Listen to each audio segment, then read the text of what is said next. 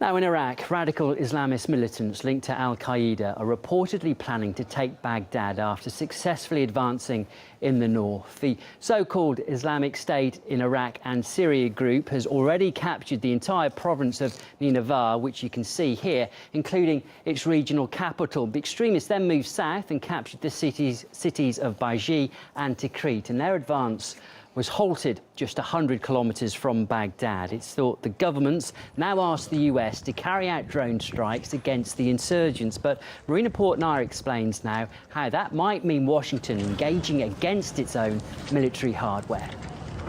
But we're leaving behind a sovereign, stable and self-reliant Iraq. 2.5 years later, the people America left behind are running away, fleeing for their lives. Around 500,000 people have already escaped from Iraq's second city, Mosul, after the ISIL forced the army to retreat. Reports say gunmen have also seized a nearby oil refinery town. Iraq's Prime Minister calling for a state of emergency after hundreds of gunmen took control of strategic parts of the northern city of Mosul. By Wednesday, militants had seized the Turkish consulate in Mosul, kidnapping the head of diplomatic mission and 24 staff members. Some 30,000 Iraqi soldiers reportedly turned and ran as militants from the Islamic State of Iraq and Syria, known as ISIS, moved in, unleashing an all-out assault on the city. They've taken control of hospitals, police stations.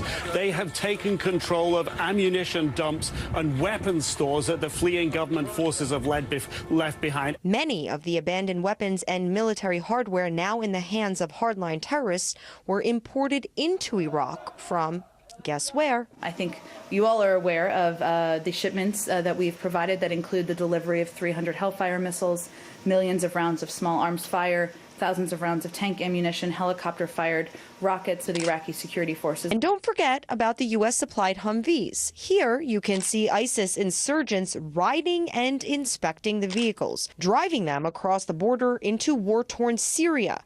Critics call it an unintended consequence of the U.S. war in Iraq coming home to roost. There weren't any real sizable organized militant groups in Iraq until al-Qaeda of the Mesopotamia arose to fight back at the U.S. invasion. To help the army, we've trained them for 8 years, and that didn't seem to work.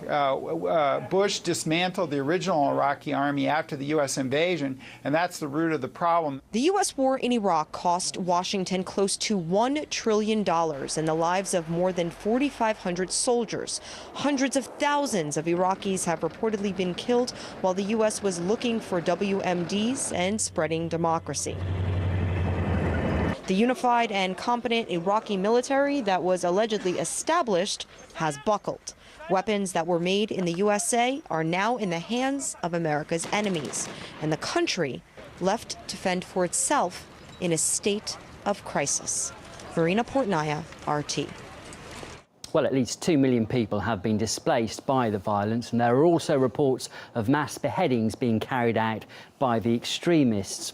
Investigative journalist Robert Parry, who is a Middle East specialist, believes Iraq is collapsing and the US should take responsibility.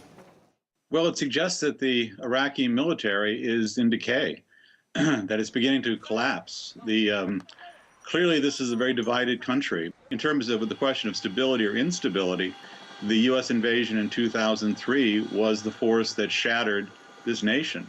And it's been hard to imagine how it was going to be put back together in any meaningful way since then.